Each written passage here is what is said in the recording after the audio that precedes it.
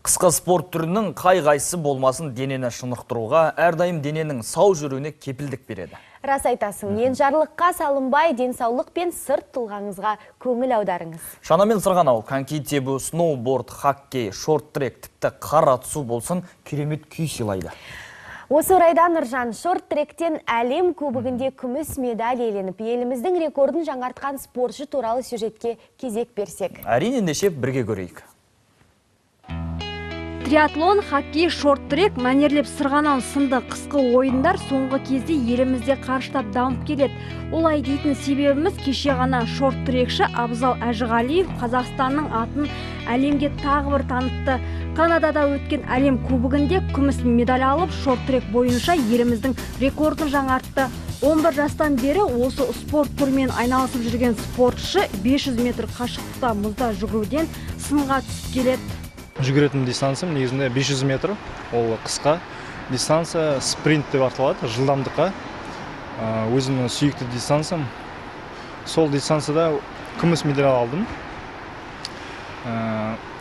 Әлемнің ең мықты спортшылар болды.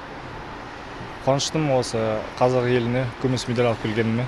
Абзал финалда 3 бірдей олимпиада чемпионымен жарысқан, қарсыластарынан қытайлық чемпионды 1 секундқа ғана алға жіберіп, екінші орынға табан тіреді. Осылайша ол 40 секундта мәре сызығын кезіп, кезекті жеңісіне қол жеткізді. Бірінші орында Қытай спортшысы алды, содан кейін мен алдым. Үшінші орында Венгрия спортшысы алды, төртінші Канада елінің спортшысы. Осының алдында рекорд, Қазақстанның рекорды 40-та 3 болды, осы 500 метрді.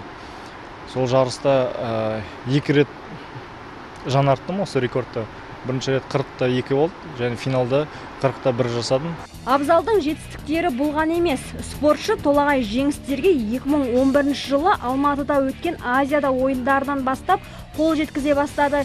2016 жылы Американың Солт-Лейк-Сити қаласында өткен әлем кубогінде бас жүлдені жеңіп алған.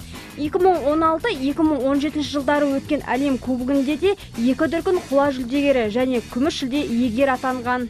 Осы маусымда, осы олимпиададан кейінгі бірінші жарыста, осы маусымда бірінші медаль болып келеді. Енді бұл үлкен жетістік. Енді осылай жалғасып, олимпиадаға дейін осындай нәтижелер көрсетіп, олимпиадаға дейін дайындалып, енді үмітіміз сол олимпиада ойындарында бір медаль, енді алтын медальға деген үміттеміз.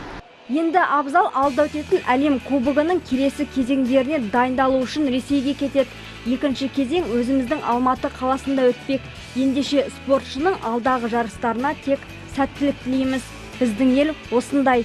Маржан Нүсіпбек, Қоблан Өтегенов, арнайы Қайырлы таң үшін.